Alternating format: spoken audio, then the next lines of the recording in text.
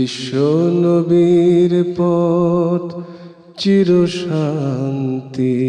পথ, অশান্ত বিশ্বে তুমি রহমত, এসো তাই মেধা মননে জেনে নি। আসসালামু আলাইকুম ওরহমতুল্লাহি ওবরাকাতুহু। আলহামদুলিল্লাহ ওয়াসসালাতু ওয়াসসালামু আলা রাসূলিল্লাহ আবাদ।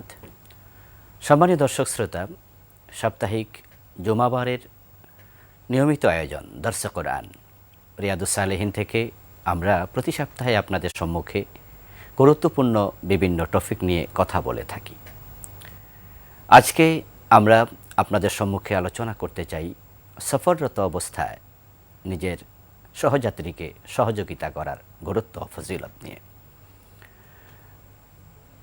রাসূলুল্লাহ সাল্লাল্লাহু আলাইহি ওয়াসাল্লাম আমাদেরকে শিখিয়েছেন কিভাবে পারস্পরিক মানবতাবোধ আদান প্রদান করতে হয়।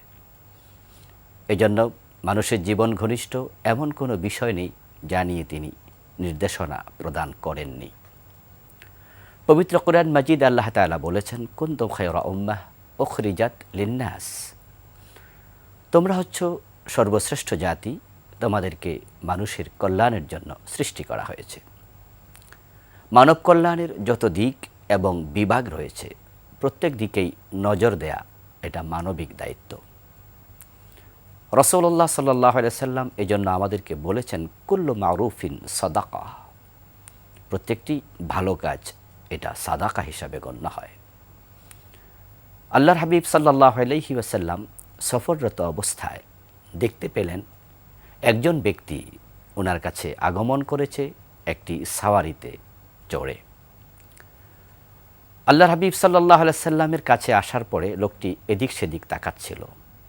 হতে পারে তার সাওয়ারিটি তার জন্য অনুকূল ছিল না। রাসূলুল্লাহ সাল্লাল্লাহু আলাইহি ওয়াসাল্লাম তখন ওনার সঙ্গে থাকা সাহাবায়ে কেরাম তাদেরকে লক্ষ্য করে বললেন, তোমাদের কারো কাছে যদি অতিরিক্ত সাওয়ারি থাকে সে যেন তার ভাইকে তা দান করে। ঠিক অনুরূপভাবে তিনি কোনো সফরে গেলে বলতেন, তোমরা তোমাদের সাওয়ারির পিছনে তোমাদের ভাইকে উঠিয়ে নাও। অর্থাৎ কোনো ব্যক্তি যদি কোনো সফরে হেঁটে হেঁটে যায় আর কোনো ব্যক্তি কোনো সাওয়ারিতে আরোহণ করে যায়, আরোহণকারী যেন যদি সম্ভব হয় তার হেঁটে যাওয়া ভাইকে তার সাওয়ারিতে তার পিছনে বসিয়ে নেয়। এটা হলো মহানুভবতা, পারস্পরিক ভালোবাসার প্রমাণ। ঠিক অনুরূপভাবে প্রিয় নবী সাল্লাল্লাহু আলাইহি ওয়াসাল্লাম বলতেন, তোমাদের কারো কাছে যদি অতিরিক্ত খাবার থাকে সে যেন তার অভুক্ত ভাইকে খাবার প্রদান করে।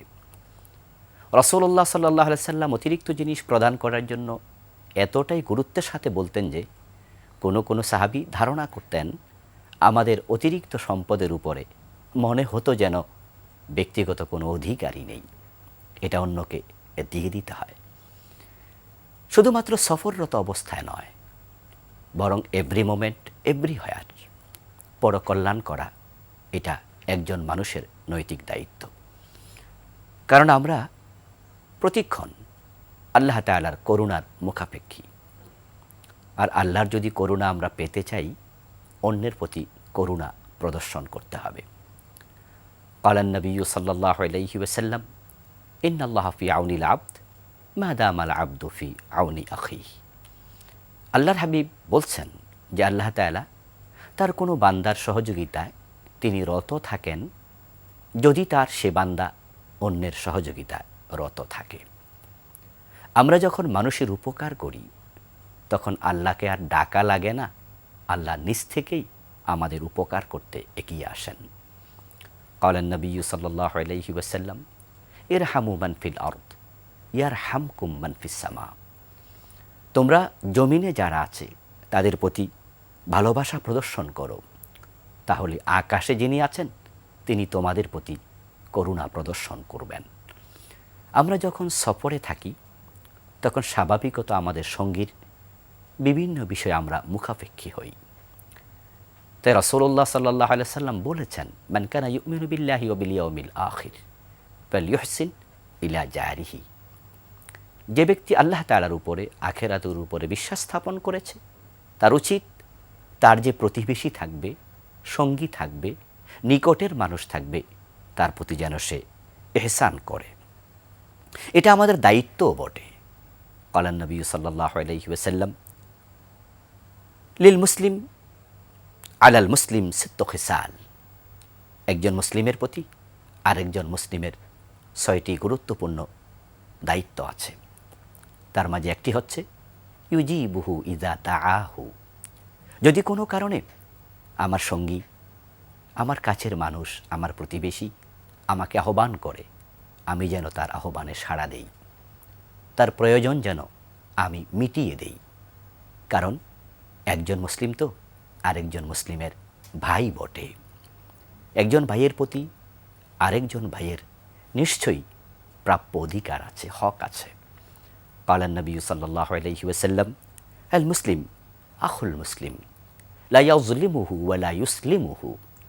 একজন মুসলিম তো আরেকজন মুসলিমের ভাই, সে কখনো তার উপর জুলম করবে না এবং তাকে অনিরাপদ কোনো জায়গায় সোপর্দ করবে না। মান কানা ফি হাজাতি আখি কান আল্লাহু ফি হাজাতিহি। যদি আমি আমার কোনো ভাইয়ের প্রয়োজনে এগিয়ে যাই, প্রিয় নবী সাল্লাল্লাহু আলাইহি সাল্লাম বলতেছেন, আল্লাহ তার প্রয়োজনে এগিয়ে আসবেন। আল্লাহর হাবিব আরও বলেন, মান ফাররাজা আন মুসলিমিন কুরবাতান ফাররাজাল্লাহু বিহা আনহু কুরবাতাম মিন কুরাবি ইয়াউমিল কিয়ামা।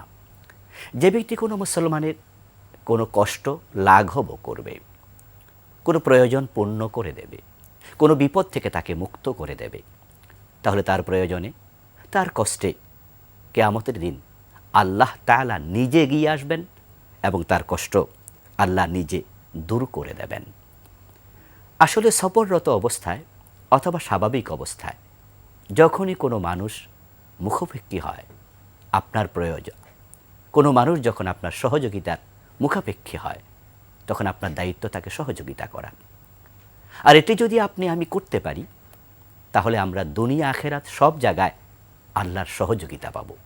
ক্বালান নবী সাল্লাল্লাহু আলাইহি ওয়াসাল্লাম, আল খালকু কুল্লুহুম ইয়াদুল্লাহ ফাআহাব্বুল খালকি ইলাল্লাহ মান আহসানা ইলা ইয়ালিহি।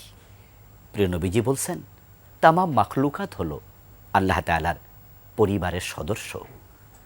যে ব্যক্তি আল্লাহর পরিবারের সদস্যদের প্রতি ইহসান করবে, ভালোবাসা দেখাবে, সহযোগিতা করবে, সে ব্যক্তি হলো আল্লাহর নিকটে সবচেয়ে প্রিয় সৃষ্টি। একটি কুকুরকে পানি পান করানোর কারণে আল্লাহ তাআলা একজন চরিত্রহীনা নারীকে ক্ষমা করে দিয়েছিলেন।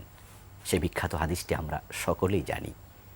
কুকুর হচ্ছে আল্লাহর সৃষ্টির মাঝে নিকৃষ্ট সৃষ্টি। যদি সেই কুকুরকে পানি পান করালে আল্লাহ তাআলা চরিত্রহীনা নারীকে ক্ষমা করে দিতে পারেন। মানুষ হচ্ছে আল্লাহ তাআলার সর্বশ্রেষ্ঠ সৃষ্টি। যদি সে মানুষের উপকার আমরা করি, তাহলে নিশ্চয়ই আমরা আল্লাহর কাছে ক্ষমার আশা করতে পারি। যদি আপনি কারো সঙ্গী হন, আমি যদি কারো সঙ্গী হই সফরে অথবা আমাদের সফর ব্যতীত অন্য কোনো কাজে, ঠিক আমার সঙ্গী, আমার প্রতিবেশী কোনোভাবেই যেন আমার দ্বারা মাজলুম না হন, কষ্ট না পান। রাসূলুল্লাহ সাল্লাল্লাহু আলাইহি ওয়াসাল্লাম বলেছেন, ওয়াল্লাহি লা ইউমিন, ওয়াল্লাহি লা ইউমিন, ওয়াল্লাহি লা ইউমিন। 3 বার বলেছেন, আল্লাহর কসম, সে ব্যক্তি মুমিন নয়, সে ব্যক্তি মুমিন নয়, সে ব্যক্তি মুমিন নয়। কিলা মান ইয়া রাসূলুল্লাহ, হে আল্লাহর হাবিব, আপনি কার ব্যাপারে এই কথা বলছেন? প্রিয় নবী সাল্লাল্লাহু আলাইহি সাল্লাম তখন বলেন, ওয়াল্লাযী লা ইয়ামানু জারুহু বাওয়াইকাহু। আমি ওই ব্যক্তির কথা বলছি, সে মুমিন নয় যে ব্যক্তির অনিষ্ট থেকে তার প্রতিবেশী, তার সঙ্গী নিরাপদ নয়। সফর অবস্থায় আমি ঠিক ভালো আসনটিতে বসে গেলাম, আমার আসবাবপত্র আরেক জায়গায় সুন্দর জায়গায় রেখে দিলাম, অন্য মানুষ কষ্ট পাচ্ছে এ বিষয়ে উপেক্ষা করলাম। এক আসনে বসলাম, আরেক আসনে পা রাখলাম, অন্যজন দাঁড়িয়ে আছে এ বিষয়ে কোনো চিন্তাই করলাম না। তা আমার সঙ্গী তো কষ্ট পেল, এটা মুমিনের আচরণ নয়। একজন মুমিন আরেকজন মুমিন থেকে কল্যাণ পাবে, ভালোবাসা পাবে, এটা ঈমানের দাবি। মুসলমান তো সেই যার হাত থেকে, যার মুখ থেকে অন্য মুমিন মুসলিম নিরাপদ থাকবে। ক্বালান নবী সাল্লাল্লাহু আলাইহি ওয়াসাল্লাম, আল মুসলিমু মান সালামাল মুসলিমুনা মিন লিসানিহি ওয়া ইয়াদিহি। আপু, আপনিও মাঠে বসে মেসিদের দেখার সুযোগ ছাড়ে কেউ? দেখা হবে মাঠে। পেমেন্টের উন্মাদনা এখন বিকাশে। সর্বোচ্চ পেমেন্টে পেয়ে যান ভ্রমণ খরচ সহ আর্জেন্টিনার ম্যাচ টিকেট, সাথে ক্যাশব্যাক আর ডিসকাউন্ট কুপন। যদি আমার কোনো কথা অথবা আমার কোনো ব্যবহার দ্বারা অন্য মুসলিম কষ্ট পায়, তাহলে এটা আমি প্রকৃত মুমিনের পরিচয় দিতে ব্যর্থ হয়েছি, পারিনি। রাসূলুল্লাহ সাল্লাল্লাহু আলাইহি ওয়াসাল্লাম প্রসঙ্গে বলেছেন, কুল্লুল মুসলিম আলাল মুসলিম হারামুন মালুহু ওয়া ইরদুহু ওয়া দামুহু। প্রত্যেক মুসলিম আরেক মুসলিমের জন্য তার ইজ্জত হারাম, তার রক্ত হারাম, তার সম্পদ হারাম। অর্থাৎ একজন মুসলিম কর্তৃক আরেকজন মুসলিমের কখনো ইজ্জত নষ্ট হবে না, হেতকে হুরমত হবে না। এমন কোনো কথা কোনো মুসলিম ব্যক্তি বলবে না যে কথার মাধ্যমে আরেকজন মুসলিমের অসম্মান হতে পারে। একজন মুসলিম কখনো অন্য মুসলিমের সম্পদ নষ্ট করবে না। একজন মুসলিম অন্য মুসলিমকে নিরাপদ করে দেবে। সফর অবস্থায় আমরা একা একা থাকি, অধিকাংশ সফরেই তো আমরা একা একা বের হই। তো সেখানে আরেকজন মুসলিম যদি আমার কাছে কষ্টকর হয় অথবা আমি যদি অন্যকে অনিরাপদ করে তুলি, তাহলে তার সফরটা মঙ্গলকর হবে না, কল্যাণকর হবে না, প্রশান্তিদায়ক হবে না।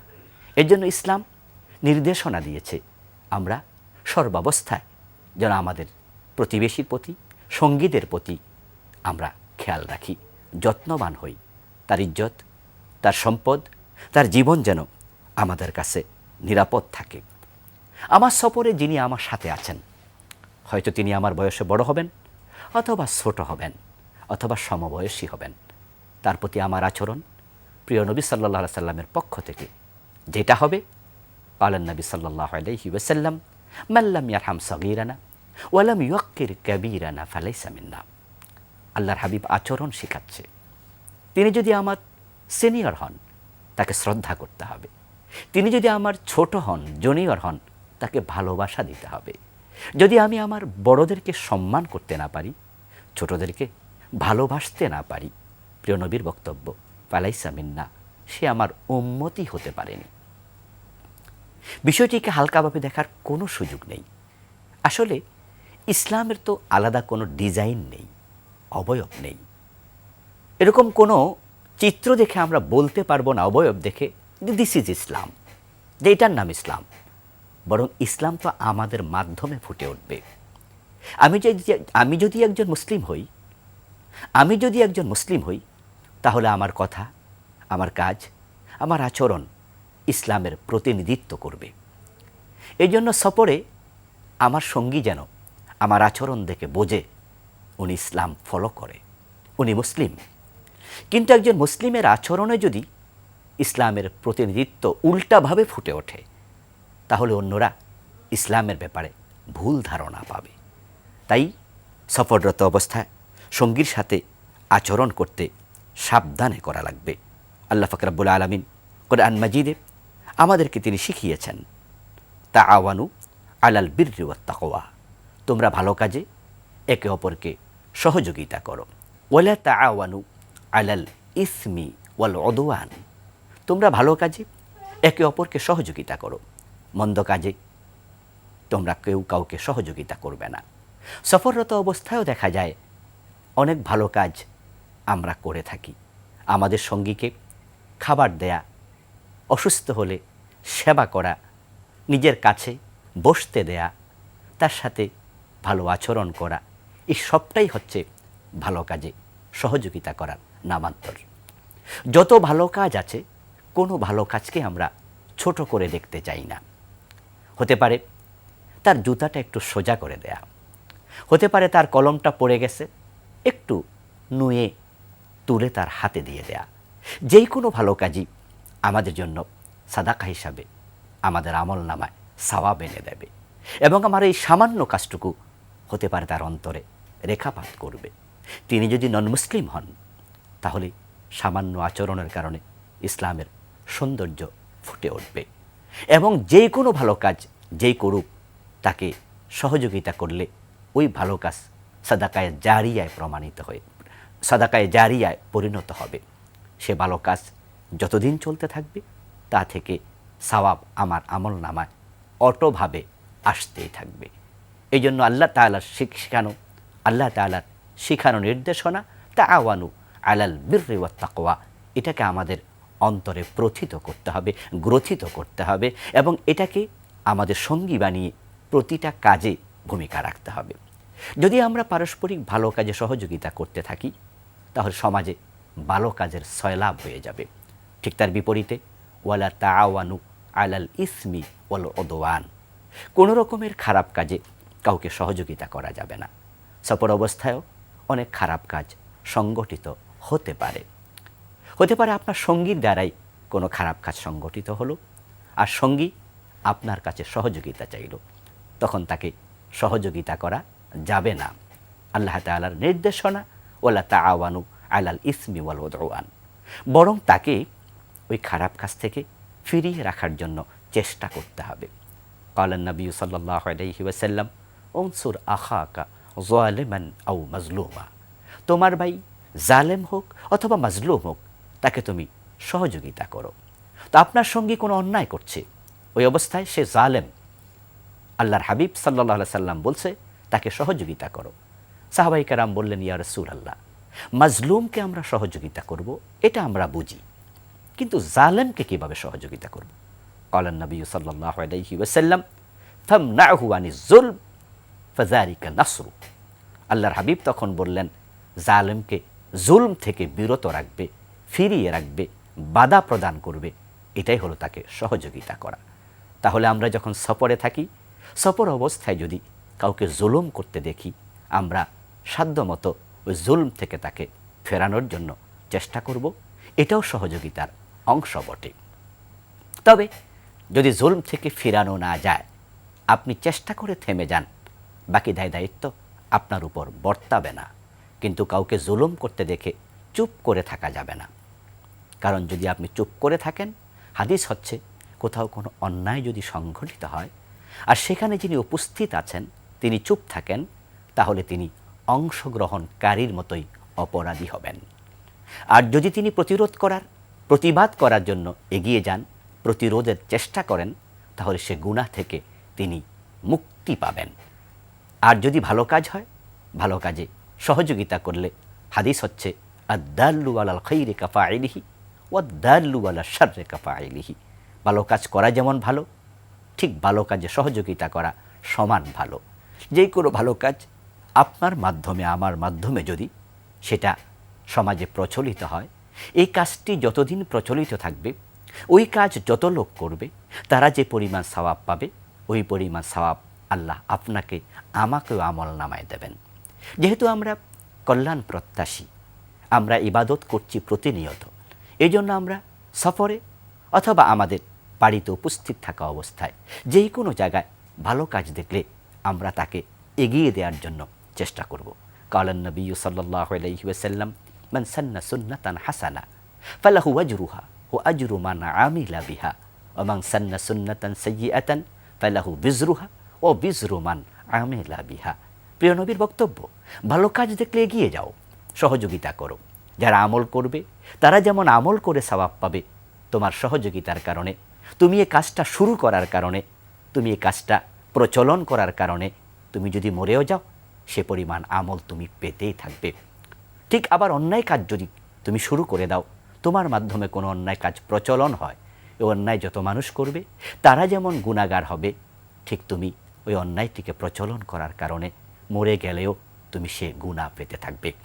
আমরা সফররত অবস্থায় থাকব অথবা আমরা নিজের লোকালয়ে উপস্থিত থাকব, যে কোনো অন্যায় কাজ দেখলে আমরা প্রতিরোধ করব। অন্যায় প্রতিরোধ করা এটা ঈমানি দায়িত্বও বটে। কোরআন মাজিদ আল্লাহ তাআলা বলছেন, তা'মুরুনা বিল মা'রুফ ওয়া তানহাউনা আনিল মুনকার, তোমরা ভালো কাজে মানুষকে নির্দেশ দাও, আদেশ প্রদান করো এবং অন্যায় কাজ দেখলে সে অন্যায় কাজে তোমরা প্রতিরোধ করো। সফরে আসেন তাই বলে অন্যায় প্রতিরোধ করব না, এ চিন্তা কিন্তু মাথা থেকে সরিয়ে দিতে হবে। কারণ আল্লাহ তাআলার বক্তব্য, ওয়াবুদ রাব্বাকা হাত্তা ইয়াতিয়াকাল ইয়াকিন, তুমি তোমার রবের গোলামি করতে থাকো তোমার মৃত্যু আসা পর্যন্ত। তো সফর অবস্থায় কি গোলামি করা লাগবে না? আর আল্লাহর গোলামি মানেই তো হলো আল্লাহর নির্দেশনা অনুসরণ করা। তো আপনি যেখানে আছেন সেখানেই ভালো কাজে সহযোগিতা করুন, সেখানেই আপনি অন্যায় প্রতিরোধ করুন। এ ভালো কাজে সহযোগিতা করা, অন্যায় প্রতিরোধ করা, এটা ইবাদতের সর্বোত্তম অংশ। আল্লাহ তাআলা যত নবী এবং রাসূল পৃথিবীতে প্রেরণ করেছেন, সকলে এ দুটি কাজ সমানভাবে আঞ্জাম দিয়েছেন। এজন্য আমরা সফরে যখন থাকব, তখন আমরা নিজেকে ইবাদত থেকে দায় মুক্ত মনে করব না। সফরে যখন থাকব, আমরা অন্যকে সহযোগিতা করা লাগবে না এই মানসিকতা লালন করব না। সফরে যখন থাকব, তখন আমরা ভালো কাজ যত আছে সবগুলোতে নিজেকে সম্পৃক্ত করব। যত অন্যায় কাজ আছে নিজেকে বিরত রাখব, এবং যারা আমাদের সঙ্গী সাথী হবে তাদের সাথে সর্বোত্তম আচরণ করব, বিনয়ের আচরণ করব, সহযোগিতার আচরণ করব। আল্লাহ পাক রব্বুল আলামিন আমাদের সকলকে আমাদের সঙ্গী সাথীদের সাথে, সফরের সঙ্গী অথবা প্রতিবেশী সবার সাথে সর্বোত্তম আচরণ করার তৌফিক দান করুন। সম্মানিত দ্বীনী ভাই ও বোনেরা, ইমাম মহিউদ্দিন নববী রাহিমাহুল্লাহ বিরচিত প্রখ্যাত হাদিসের সংকলন রিয়াদুস সালিহিন থেকে আপনাদের সাথে আমরা যে কথাগুলো বললাম, এই কথাগুলো আমরা সকলে জীবনের পাঠ হিসাবে গ্রহণ করব। আপনাদের প্রতি অনুরোধ করতে চাই, এই কিতাবখানা পড়ার টেবিলে আপনারাও রাখতে পারেন। সকাল সন্ধ্যায় সুযোগ হলেই আমরা রিয়াদুস সালিহিনে একটু চোখ বুলাবো। আল্লাহর কাছে সেই কামনা করে শেষ করছি। আসসালামু আলাইকুম ওয়া রাহমাতুল্লাহি ওয়া বারাকাতুহু। চিরশান্তির পথ, অশান্ত বিশ্বে তুমি রহমত, এসো তাই মেধা মননে জেনে নি।